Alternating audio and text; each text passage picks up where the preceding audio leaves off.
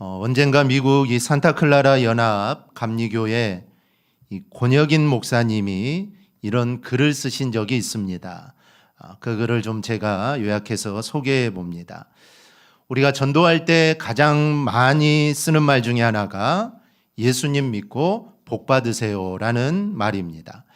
이 말의 일반적인 의미는 이 교회 나와 예수님을 믿으면 하는 일이 잘 되고 또 건강하게 된다는 의미가 사실 그 말 속에 포함되어 있습니다. 그런데 진짜 여러분 그럴까요?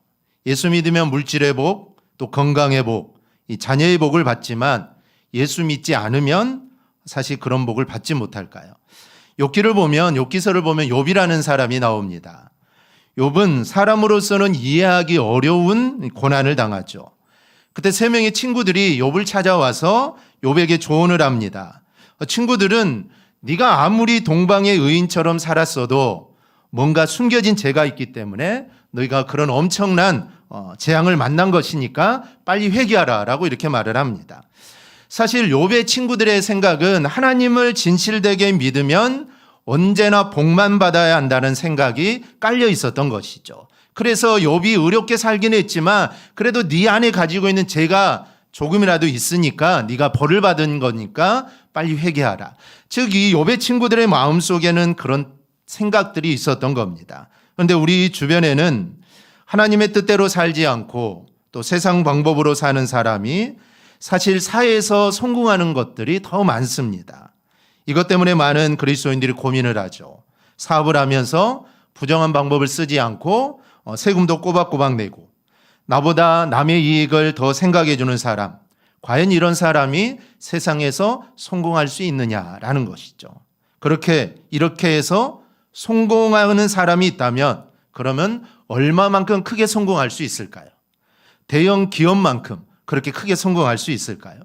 안타까운 것은 그렇지 않다라는 겁니다. 그렇지 않다라는 것이 사실 우리가 살고 있는 현실이라는 게 사실 많은 사람들이 공감을 합니다. 그러면 예수 믿으면 복을 받는다라는 말은 과연 허상일까요? 예수를 믿어도 우리가 생각하는 그런 복을 우리는 받지 못할까요? 이 성경을 보면 주님께서 우리에게 주신다고 약속하신 복은 세상 사람들이 생각하는 복보다 하늘의 복, 영적인 복을 의미합니다. 하나님의 뜻을 따라가느라 우리가 세상에서 때로 고난을 당하고 때로 어려움을 겪지만 우리의 마음은 사실 주님이 주시는 기쁨으로 가득합니다.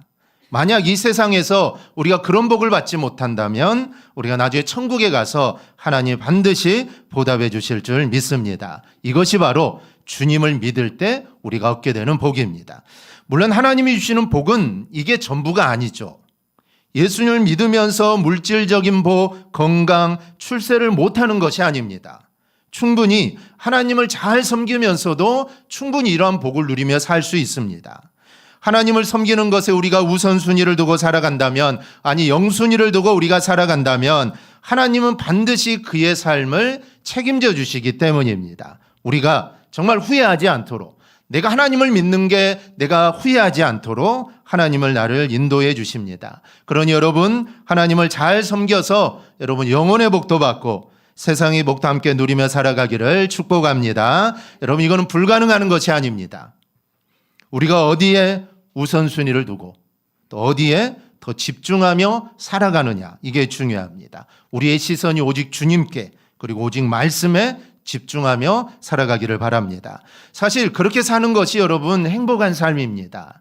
세상 사람들이야 아니라고 하겠지만 사실 믿는 자들은 하나님 말씀대로 그리고 하나님의 뜻대로 하나님을 의지하면서 하나님의 우선순위를 두고 정말 나의 전부는 오직 주님밖에 없습니다. 이런 고백으로 사는 자가 사실 여러분 행복한 사람 아닙니까? 그 사람이 행복한 사람이고 또 그렇게 사는 것을 우리 주님이 정말 기뻐하시는 삶입니다. 오늘 본문은 하나님을 가장 잘 섬겼다고 칭찬받은 다윗의 고백이요 찬양입니다. 본문에서 다윗은 여호와를 경외하는 사람은 하나님의 복을 받는다라고 설명을 합니다. 다윗이 이렇게 자신 있게 하나님을 경외하는 자는 복을 받는다라고 자신 있게 말하는 이유는 사실 다윗은 베들레헴의 목동 출신입니다. 그런데 그가 온갖 어려움을 다 이기고 이런 복을 다윗이 받았기 때문이죠. 즉 자기가 그런 복을 받았기 때문에 다윗은 자신 있게 말을 합니다. 여호와를 경외하면 하나님의 복을 받는다. 자신이 받아봤기 때문에 그는 자신 있게 말하는 겁니다. 그리고 이 말씀이 성경에 기록되어 있는 이유는 사실 이거는 다윗의 고백이기도 하지만 사실 이 말씀이 하나님의 생각이기 때문입니다. 즉 하나님의 생각, 하나님의 마음은 우리가 하나님을 경외하며 살면 내가 너희에게 복을 주겠다라는 것이죠. 즉 하나님의 생각입니다. 그래서 이 성경에 기록된 것이죠. 그러면 여호와를 경외하는 사람이 받을 복은 어떤 것들이 있을까요? 첫째로 여호와를 경외하여 여호와께 피하는 사람에게 복이 임합니다. 우리가 복을 이야기하기 전에 먼저 구약 성경에서 말하는 복이 무엇인지 우리가 살펴볼 필요가 있습니다. 구약에서 복을 의미하는 히브리어 단어는 이 바라크입니다. 우리 한번 따라해 볼까요? 바라크. 네, 바라크는 하나님이 인간에게 내려주시는 은혜와 복을 나타내는 단어입니다. 즉 내가 무언가 열심히 해서 내가 무언가를 이룬 것도 복이지만 성경에서 말하는 복은 내가 수고하고 애쓰고 노력해서 노력한 만큼 무언가를 걷는 것을 복이라 하지 않고 나는 그런 복을 누릴 자격이 없는데 나는 그것을 이룰 수가 없는데 하나님께서 나에게 내려주신 은혜와 복, 이게 바로 성경에서 말하는 복입니다. 그리고 본문을 보면 첫째가 하나님께 피하는 사람에게 복을 주신다라고 합니다. 본문 8절을 보면 너희는 여호와의 선하심을 맛보아할지어다 그에게 피하는 자는 복이 있도다. 할렐루야. 여호와는 정말 선하신 분인데 얼마나 선하신 분인지 너희가 한번 그분께 피해보면 안다라는 것이죠.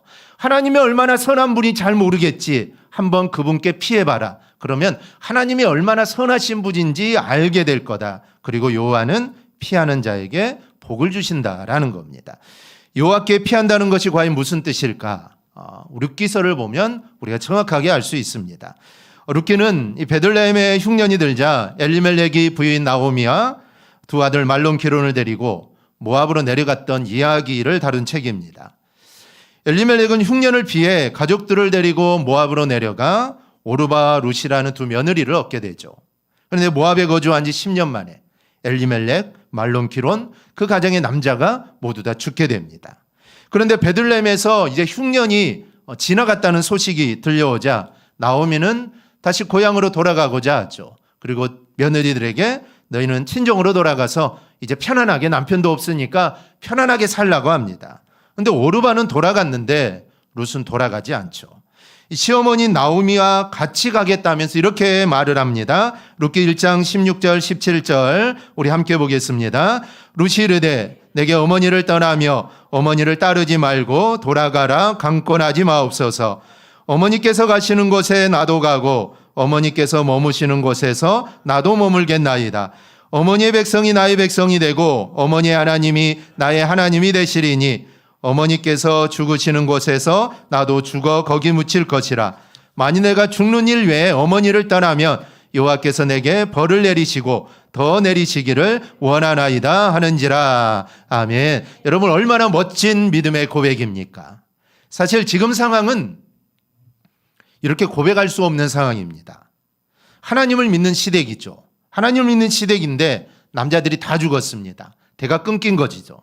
자신을 믿는 백성에게 사실 이렇게 하는 신은 세상에 없습니다. 하지만 룻은 그런 하나님을 따르겠다는 것이죠. 그 하나님을 섬기는 시어머니를 따라 그 하나님이 다스리는 땅으로 나는 가겠다는 겁니다. 그러니 얼마나 대단한 믿음의 고백입니까? 우리의 고백도 룻의 고백이 되기를 축복합니다. 사실 우리가 이 땅을 살면서 어려움을 당하고 힘든 일을 당할 때가 많죠.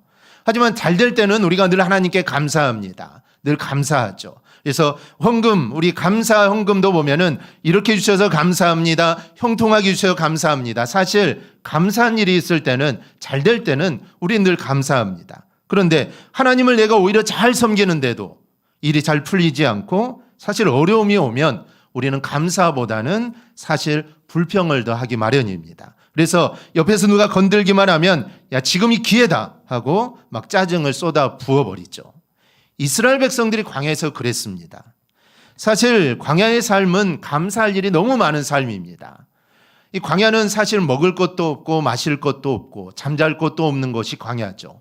광야에서 하루를 지내고 10일을 지내고 뭐 일주일 한 달을 지내고 1년을 지내는 것은 이거는 사실 불가능한 일입니다. 지낼 수가 없죠. 근데 40년 동안 이스라엘 백성은 광야에 살았습니다. 그러면 하나님이 그들을 돌봐주신 것이죠. 물이 필요할 때는 물을 주시고 또 먹을 것이 필요할 때는 만나도 주시고 메추라기도 주시고 정말 구름 기둥 불 기둥으로 보호해 주시고, 그러니 사실 감사할 일이 얼마나 많습니까?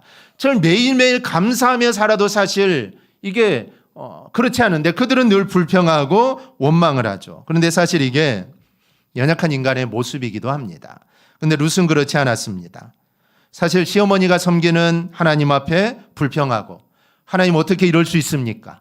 어떻게 이럴 수 있습니까? 이렇게 따질 수도 있지만 오히려 그 하나님을 믿고 그 하나님은 나간다는 것이죠. 그래서 나는 시어머니를 따라 가겠다는 겁니다. 그리고 나오미를 따라 이국 땅인 베들레헴으로 옵니다. 이 일을 보고 나중에 보아스가 룻기 2장 12절에서 이것은 내가 하나님의 날개 아래 보호를 받으러 온 것이다 라고 말을 합니다. 여러분, 하나님께 피한다는 것은 바로 이런 의미가 있습니다.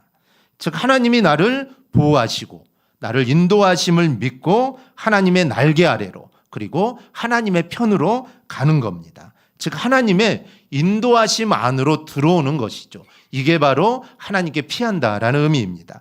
사람은 누구에게나 자기 생각이 있습니다. 내가 좋아하는 일들이 있죠. 그런데 그런 것을 내려놓는 것입니다. 사실 친정으로 돌아가면 얼마나 편합니까? 그리고 그리운 사람들을 만날 수 있죠. 그런데 룻은 이방 나라인 이스라엘로 가는 어려운 길을 택합니다. 하나님을 선택한 것이죠. 친정으로 피하지 않고 민족에게 피하지 않고 그는 하나님께 피합니다. 사실 이스라엘에 와서 얼마나 어려운지 이삭을 주워 먹고 삽니다. 이 고생이 이만저만이 아니죠. 고향으로 돌아갔으면, 친정으로 갔으면 사실 이런 고생할 이유도 없습니다. 그곳에 가서 하나님을 잘 섬겨도 되죠. 그런데 사실 이 룻은 고생을 합니다. 그러나 하나님은 당신께 피한 룻을 절대로 그냥 내버려 두지 않으십니다. 그에게 복을 주셔서 유력한 가문인 보아스의 부인이 되게 하시고 다윗의 증조할머니가 되게 하셔서 결국 예수님의 이 조상이 되게 하십니다. 하나님을 피난처로 삼고 예수님을 믿어도 여러분 사실 당장 좋은 일들이 일어나는 건 아닙니다. 그렇다면 세상 모든 사람들이 예수를 믿겠죠. 예수 믿으면 모두 다 병이 낫고, 예수 믿으면 모두 다 부자 되고, 예수 믿으면 하는 일들이 잘 되면 세상에 예수 믿지 않을 사람이 어디 있겠습니까? 모두 다 예수를 믿겠죠. 그런데 예수를 잘 믿어도, 내가 예수를 잘 섬겨도, 내가 봉사하고 헌신해도, 내 몸을 들여 헌신해도 사실 모든 일들이 잘 되는 건 아닙니다. 오히려 더 어려운 일도 많고, 사업이 망하기도 하고, 더 심한 병에 걸리기도 하고, 죽기도 하고, 사실 이런 일들이 우리에게 얼마나 많습니까? 그런 일들이 많다라는 것이죠. 그런데 우리 눈에 보이지 않고 우리가 깨닫지 못하지만 하나님께서는 당신께 피한 사람과 늘 항상 함께 하십니다. 그리고 그 사람을 여러분 반드시 인도하시고 일하십니다. 근데 사람은 너무 조급합니다. 금방 무언가 이루어지지 않으면 불평합니다. 또 기도를 포기하죠. 심지어 신앙을 포기하기도 합니다. 근데 우리가 알아야 할 것은 내가 하나님 편을 선택하는 그 시간부터, 아니 그 이전부터 하나님은 나를 지켜주시고 나를 위해 일하십니다. 그래서 나를 선하게 인도하신다는 것이죠. 그래서 하나님께 피하는 자는 복이 있다라고 말하는 겁니다. 사실 다윗의 삶을 살펴보면 얼마나 어려움이 많았습니까? 사실 왕으로 기름 부음을 받았으니 이제 그의 앞길은 탄탄대로가 돼야 되죠. 왕이 될 거니까 그 앞길이 뚫려야 되는데 사실 기름 부음을 받은 그 순간부터 다윗의 인생은 꼬이기 시작합니다. 어려움이 많아지죠. 그냥 목동으로 살았으면 어려움 없이 그냥 평범하게 살았을 텐데 왕으로 기름 부음을 받고 나니까 어려움도 그런 어려움이 있을 수 없습니다. 마치 생명이 곧 죽을 것 같은 그런 어려움들이 여러 차례나 오게 됩니다. 그런 어려움들이 더 많았다라는 것이죠. 하지만 만약에 다윗이 그 순간에 포기했다면 어떻게 되겠습니까? 하지만 그 순간에도 다윗은 하나님을 의지한 것이죠. 즉 하나님이 분명하게 선하게 인도할 거다. 내가 하나님께 피해 있으니까, 내가 하나님 편에 서 있으니까 하나님 분명히 나를 선하게 인도할 거라는 그런 마음의 확신이 있었기 때문에 그 수세월 동안 그는 그 어려움들을 견디고 이겨나갈 수 있었던 것이죠. 그런데 하나님은 그 다윗을 외면하지 않았습니다. 결국 그 다윗을 왕으로 삼아주시죠. 그리고 이스라엘의 모든 많은 왕들이 있지만 정말 그 다윗처럼 훌륭하고 좀 하나님을 사랑했던 왕이 없습니다. 하나님이 그를 그렇게 인도해 주셨다라는 것이죠. 여러분, 우리가 이 땅의 삶을 살다가 힘들거나 외롭거나 또 괴로울 때, 도저히 내 힘으로 감당할 수 없는 일들을 만날 때 꼭 하나님께로 피하기를 축복합니다. 여러분, 하나님께 피하면 소망이 있는 것입니다. 하나님께 피할 때 하나님이 나에게 소망이 되어주십니다. 근데 여기서 피한다라는 말의 의미를 우리가 좀 잘 살펴야 되는데요. 피한다고 하니까 마치 비가 오면 비를 피하기 위해 건물에 들어가는 것처럼 내 삶에 어려움이 오니까 그 어려움을 모면하기 위해 하나님께 피한다. 이것만을 의미하지 않습니다.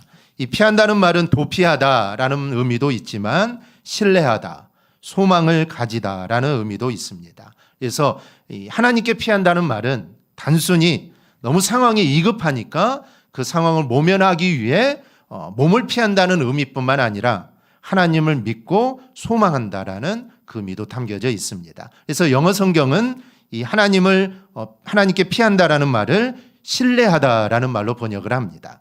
즉 하나님을 온전히 우리가 신뢰할 때 그 상황이 하나님께 피하는 것이 됩니다. 그러므로 하나님께 피하는 것은 어려움을 피하기 위해, 어려움을 우리가 모면하기 위해 어디에 숨거나 도망가는 것이 아니라 내가 어디에 있든 그곳에서 하나님을 온전히 신뢰하는 겁니다. 내가 사망의 음침한 골짜기를 다닐지라도, 아니면 내가 광야에 있든, 아니면 내가 푸른 풀밭, 쉴만한 물가에 있든 그곳에서 하나님을 온전히 신뢰하는 겁니다. 그리고 그 상황에서 하나님이 나를 선하게 인도하신다는 것을 믿는 것, 이게 바로 하나님께 피하는 것이고 하나님을 신뢰하는 것입니다. 이렇게 하나님을 신뢰하고 하나님께 피하면 8절 말씀처럼 하나님이 이 복을 주십니다. 이 복은 당연히 육적인 복과 영적인 복을 모두 포함합니다. 하나님은 하나님을 온전히 신뢰하는 자를 그냥 내버려 두지 않으시고 반드시 복으로 갚아주십니다. 그러므로 우리 모두 그 신실하신 하나님을 온전히 신뢰하여 하나님이 주시는 복을 체험하며 살아가기를 축복합니다. 어떤 상황 속에서도 여러분 하나님을 신뢰하십시오.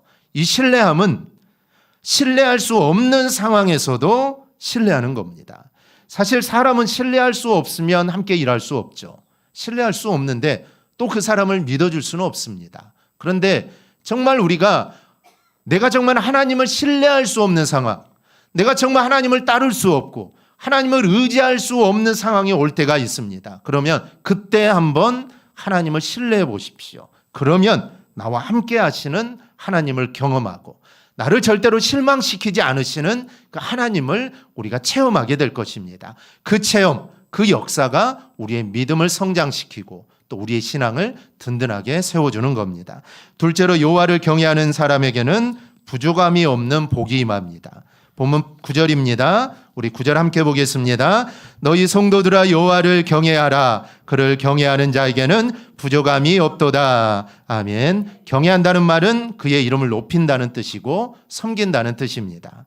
하나님은 하나님의 이름을 귀하게 여겨 그 이름을 높이고 섬기는 사람에게 부족함이 없는 복을 내려주십니다. 이미 서두에서 여호와를 경외하여 받는 복이 세상적인 복도 포함되지만 반드시 세상적인 복을 받는 것은 아니다라고 말씀을 드렸습니다. 그러면 여러분 세상적인 복을 받지 못했는데 어떻게 부족함이 없는 삶을 살 수 있을까요? 어떻게 세상적인 복이 없어도 만족하며 사는 게 가능할까요?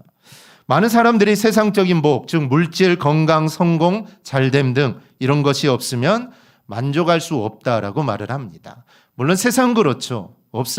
이런 것이 없으면 만족하는 삶을 살 수 없습니다. 그런데 믿는 자들도 이렇게 생각하는 사람들이 있습니다. 내가 예수를 믿고 하나님을 섬기지만 내가 물질의 복이 없고 건강이 없고 성공이 없고 잘됨이 없고 이런 것이 없으면 나는 만족할 수 없다. 내 삶은 만족한 삶이 아니야 라고 말을 합니다. 그런데 성경은 그게 아니라고 말을 하죠. 사도 바울은 빌립보서 4장 11절 12절에서 어떠한 형편에든지 나는 자족하기를 배웠노니 나는 비천에 처할 줄도 알고 풍부에 처할 줄도 알아. 모든 일, 곧 배부름과 배고픔과 풍부와 궁핍에도 처할 줄 아는 일체의 비결을 배웠다. 이렇게 말을 합니다. 여러분, 사도 바울이 이 말을 할 때 어디서 했을까요? 궁궐에 앉아서 했을까? 아주 편안하게, 아주 맛있는 것을 먹으면서 요즘같이 에어컨 밑에서 아주 편안하게 지내면서 이 말을 했을까요? 아닙니다. 사도 바울은 이 말을 감옥에 있을 때 합니다. 몹시 힘들고 너무나 어려울 때죠. 물론 돈도 하나도 없습니다. 친구도 없죠. 곁에 있는 사람이 아무도 없습니다. 이런 상황에서 사도 바울은 내가 어떤 형편에서도 스스로 만족하는 법을 나는 배웠다라고 말을 합니다. 자신은 가난하게 사는 법도 알고 부유하게 사는 법도 알았다는 것이죠. 배가 부르든 배가 고프든 부유하게 살든 가난하게 살든 그 어떤 경우에도 스스로 만족하게 생각하는 비결을 나는 배웠다라는 겁니다. 그러면 스스로 만족을 느끼는 비결이 뭘까요?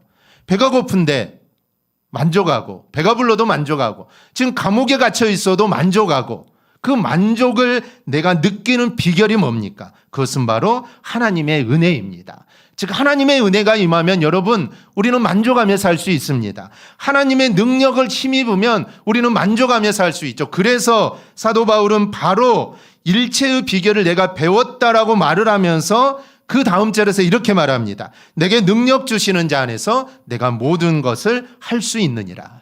즉 하나님이 나에게 능력을 주니까 나는 모든 걸 할 수 있다라는 것이죠. 하나님이 능력을 주시니까 가난해도 나는 만족하다는 겁니다. 감옥에 있어도 나는 만족하다는 것이죠. 내가 어디에 있든 나는 만족하다는 겁니다. 하나님이 능력을 주셔서 나는 그 능력으로 모든 것을 할 수 있다라는 것이죠. 환경이나 여건과 관계없이 주님이 능력을 주셔서, 주님이 은혜를 주셔서 부정함 없이 내 사역을 잘 감당해 왔다라는 겁니다. 이것은 사도 바울만이 아닙니다. 믿음의 사람들은 여러분 다 그렇습니다. 사도 요한의 제자였던 폴리갑은 당시 서머나 교회 감독이었습니다. 당시 로마는 모든 사람에게 황제에게 경배하라고 했는데 이 폴리갑이 거절하자 재판장에 끌려가게 되죠. 그 당시 서머나 지막 총독이었던 게르마니쿠스는 재판장에 선 폴리갑이 칭찬받은 사람이요 또 노인임을 알고 있어서 고문과 죽음을 당하느니 한 번만 로마 황제의 동상에 향해 절을 하라는 겁니다. 한 번만 절하면 내가 너를 용서하고 석방해 주겠다라는 것이죠. 이때 폴리갑은 총독에게 나는 86년 동안 그분을 섬겨왔는데 그분은 한 번도 나를 부당하게 대우하신 적이 없어. 그런데 내가 어떻게 나를 구원하신 나의 왕을 모독할 수 있겠소? 라고 말을 하고 화형으로 그는 죽음을 당하게 됩니다. 이렇게 여호와를 경외하는 사람은 어떤 상황 속에서도 부족함을 느끼지 않습니다. 죽음 앞에서 자기의 생명을 귀하게 여기지 않을 자가 어디 있겠습니까? 그냥 고개 한번 까딱하고 그냥 한번 무릎 꿇고 일어나면 내 생명을 구할 수 있는데 그 상황에서 생명을 아까워하지 않고 생명의 만족함을 느끼고 내 다 살았다, 내 생명을 아까워하는 자가 어디 있겠습니까? 그런데 이 폴리갑은 그 상황에서도 만족함을 느낀 것이죠. 내 생명 주님이 걷어가시는데 뭐가 부족하겠느냐라는 겁니다. 그래서 그는 절하지 않았던 것이죠. 즉 어떤 상황에도, 믿음의 사람은 어떤 상황에도 만족함을 느끼게 되어 있습니다. 그 시간이, 그 순간이 죽음의 순간이라고 해도, 내가 정말 병에 걸려 죽어가는 그 순간이라고 해도, 내 사업이 망해가는 순간이라고 해도 그 상황에서도 믿음의 사람들은 만족함을 느낍니다. 왜냐하면 하나님이 나의 삶을 그렇게 인도하고 가신다라는 것을 인정하고 믿기 때문에 만족함을 느끼는 것이죠. 죽음 앞에서도, 아니면 질병 앞에서도 하나님의 선하신 뜻이 있고 하나님이 나를 이끌어 가신다는 확신이 있기 때문에 만족함을 느끼며 여러분 살 수 있는 것입니다. 그러니 여러분 온전히 하나님을 붙잡고 살아가기를 축복합니다. 그분의 날개 아래로 오십시오. 주님을 경외하십시오. 그러면 부족함 없는 행복과 평안을 우리는 누릴 수 있습니다. 셋째로 여호와를 경외하는 사람에게는 줄이지 않는 복이 임합니다. 본문 10절은 젊은 사자는 궁핍하여 줄일지라도 여호와를 찾는 자는 모든 좋은 것에 부족함이 없다라고 말을 합니다. 지금 우리나라는 음식에 부족함을 느끼지 않습니다. 그러나 100년 전으로 돌아가면 거의 모든 국민이 하루하루 먹는 문제 때문에 걱정을 했습니다. 지금도 아프리카나 여러 나라로 눈을 돌리면 사실 상황은 심각합니다. 지금 전 세계 인구가 약 80억이 넘는데 80억 명 중에 8억 명이 굶주린다고 합니다. 전 세계 인구의 10분의 1이 굶주림으로 고통을 받고 있는 것이죠. 또 전 세계 5세 미만의 어린이 중 4,500만 명이 급성 영양실조로 고통을 받고 있다라고 합니다. 사실 매우 심각한 일입니다. 우리는 잘 느끼지 못하지만 사실 아프리카나 그런 쪽으로 가면은 얼마나 심각한지 모릅니다. 그래서 어려운 이웃에게 관심을 갖고 사실 도울 기회가 있으면 우리는 그들을 도와주어야 합니다. 우리 청년들과 2번의 필리핀 단기 선교를 갔다 왔는데 사실 그 선교에 가서 아이들을 만나면 뚱뚱한 아이들이 하나도 없습니다. 이렇게 많이 먹어가지고 이게 살찐 아이들이 없어요. 모두 다 말라 있는데 정말 빼빼 말라 있는 아이들밖에 없습니다. 필리핀도 잘 사는 데는 엄청 잘 살지만 또 못 사는 지역은 정말 못 삽니다. 우리나라보다 판자촌보다 더 못 살죠. 그렇게 못 사는 것입니다. 앞에는 뭐 50층, 60층 빌딩이 있는데 바로 밑에는 판자촌이 있는 그런 구조로 된 게 필리핀입니다. 그래서 아이들이 얼마나 가난하게 사는지 모릅니다. 그래서 우리가 이제 간식을 만들어서 아이들에게 나눠주는데 하나씩 주면은 좀 있으면 또 와요. 줬나 안 줬나 잘 기억이 안 나죠. 일단 주고 나면 잘 모르니까. 또 와서 받아가고 또 와서 받아가고 동생 거라 받아가고 이러는데 사실 먹을 것이 없고 간식거리가 이렇게 없기 때문에 아이들이 그런 것이죠. 사실 그 필리핀만 가도 정말 그런 아이들을 우리가 쉽게 만날 수 있습니다. 그래서 정말 도움이 필요하고 도움이 필요한 곳에 우리가 사랑을 주고 나누어 주는 것, 사실 이게 너무나 필요한 것이죠. 그런데 이것보다 더 심각한 일이 있습니다. 바로 예수 그리스도를 알지 못하는 영적 굶주림의 문제입니다. 구약의 아모스 서인자는 아모스 8장 11절에서 양식이 없어 주림이 아니며 물이 없어 가람이 아니요 여호와의 말씀을 듣지 못한 기갈이다. 하나님 말씀을 전한 적이 있습니다. 음식이나 물이 없어서 문제가 아니라 여호와의 말씀, 즉 하나님의 은혜와 복이 없는 기갈이 문제라는 것이죠. 사람들은 자기가 어디로 와서 어디로 가는지 모릅니다. 사실 관심이 없죠. 그냥 오늘 하루 그냥 즐겁게 살다 가면 끝나는 겁니다. 그래서 오늘 하루 그냥 먹고 즐기자는 것이죠. 내일은 내일이고 오늘 한번 즐기고 먹고 즐기자는 것이죠. 근데 성경은 한 번 죽는 것은 사람에게 정해진 것이요 그 후에는 반드시 심판이 있다라고 우리에게 말씀합니다. 모든 사람에게는 반드시 하나님의 심판이 있습니다. 우리도 하나님의 심판대에 서게 됩니다. 믿는 자라고 하나님의 심판이 없는 건 아니죠. 하나님의 심판대에 서게 됩니다. 믿지 않는 자도 하나님의 심판대에 서죠. 우리는 천국에 가기 위한 하나님의 나라에 들어가기 위한 것이고 믿지 않는 자들은 그들의 벌을 받고 지옥에 가기 위한 하나님의 그 심판대 앞에 누구나 다 서게 되는 것입니다. 그런데 그걸 모르는 게 사실 여러분 문제입니다. 그것에 관심이 없는 것, 그게 바로 기갈이고 굶주림입니다.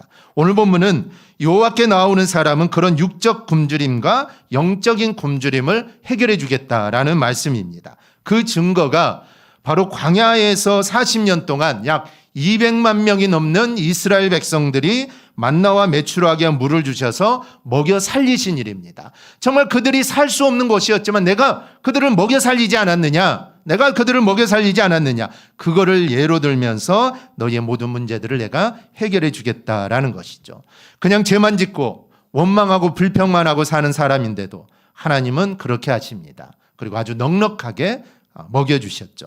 성막제도와 제사제도를 통해 죄 씻음과 구원의 길도 열어주시고 영적인 가람도 해결하여 영육 간의 평안함을 주시게 됩니다. 그런데 이것은 이스라엘 사람들뿐만이 아닙니다.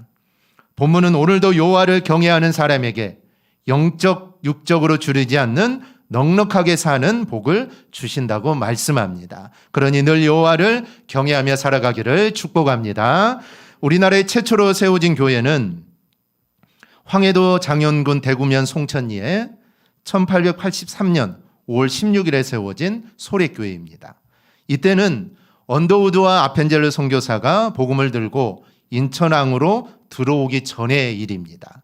그래서 소래교회는 외국인 선교사에 의해 세워진 교회가 아니라 서상륜 형제에 의해 자생적으로 세워진 한국 최초의 교회입니다. 그 교회 모형이 총신의 신대원에 가면 현대식으로 잘 이렇게 되어 있는데요. 소래교회는 외국인이 아니라 한국인에 의해서 세워진 교회입니다. 후에 이 지역에 이 선교 후원을 맡은 미국 북장로교회 선교사였던 이 서왈론 박사 부부가 이 소래교회 전도를 지원하기 위해 마음을 정하고 마을 유지를 초청합니다. 그 당시 마을 유지를 전도하면 사실 그 마을은 전도하기가 쉬워집니다. 그래서 마을 유지를 초청한 것이죠. 그래서 그 사람을 전도해서 그 마을을 이제 전도하기 위해서입니다. 선교사 부부는 안방에 놓여 있는 요강을 발견하게 되죠. 옛날엔 요강이 다 있었죠. 저도 어렸을 때 할머니 댁에 가면은 요강, 그때만 해도 다 요강이, 지금은 없죠. 지금은 없지만 요강이 다 있었습니다. 그래서 이 안방에 놓여 있는 요강을 이 선교사님이 보고 아주 귀하고 큰 밥그릇으로 생각을 하게 됩니다. 사실 이게 그렇게 쓰여질 거라는 것을 이 서양 사람들은 어떻게 이해하겠습니까? 근데 요강이 얼마나 좋습니까? 반짝반짝. 그리고 얼마나 큽니까? 그래서 이거는 정말 좋고 큰 밥그릇이다 생각을 하고 논요강 5개를 빌려와서 깨끗하게 씻어서 그 속에 흰 쌀밥을 가득 담아 준비를 합니다. 흰 쌀밥 그때 얼마나 귀하겠습니까? 그러니까 귀한 것을 귀한 그릇에 담아서 대접을 하려고 했던 것이죠. 전직 대감의 부인인 안성은 씨라는 분이 이 모임에 참석했다가 이 소알론 선교사 부부의 이런 마음에 감동하여 예수를 영접하게 됩니다. 그리고 온갖 핍박을 받으며 황해도 서해안 일대를 전도하게 되죠. 안 씨는 이남 사녀를 두었는데 큰아들 김윤방은 소래교회 초대 장로가 되었고 둘째 아들은 한국 최초의 외과 의사가 됩니다. 후에 권사가 된 이 권사님은 소래교회의 증인이요 장안 어머니요 황해도 서해안의 전도자요 한국 교회사에 빛나는 복받은 여인이 됩니다. 즉 하나님은 여호와를 경외했던 이 여인을 하나님께서 그와 자녀에게 복으로 채워주신 겁니다. 여러분, 여호와를 경외하는 사람을 하나님은 절대로 잊지 않습니다. 우리가 부모가 아니어도 자기 자녀가 아니어도 정말 자신을 잘 따르고 자신을 잘 해주는 사람은 사실 그 사람을 잘 챙겨주지 않습니까? 하나님도 마찬가지입니다. 정말 하나님을 섬기면서 하나님을 경외하는 자, 하나님만이 내 전부입니다라고 고백하며 하나님께 모든 걸 드리면서 헌신하는 자, 하나님은 그 사람을 잊을 수가 없습니다. 절대로 잊지 않는다는 것이죠. 반드시 복을 주심을 여러분 믿으시기를 바랍니다. 그러니 여러분도 이렇게 하나님께 피하여 하나님을 경외하기를 바랍니다. 상황에 구애받지 말고 지금은 안 돼. 지금은 상황이 좀 좋지 않으니까 지금은 안 돼. 조금 있다가 좀 상황이 좋아지면 내가 하겠어. 이게 아니라 상황에 구애받지 말고 상황에 따라 이랬다 저랬다 여러분 하지 말고 어떤 상황 속에서도 여호와를 신뢰하고 여호와를 경외하며 여호와께 피하기를 바랍니다. 그럼 하나님께서 반드시 여러분과 함께 하시고 반드시 복을 주실 줄 믿습니다. 이렇게 하나님이 주시는 복을 누리며 살아가는 모든 성도들이 되기를 주님의 이름으로 축원합니다. 아멘. 기도하겠습니다.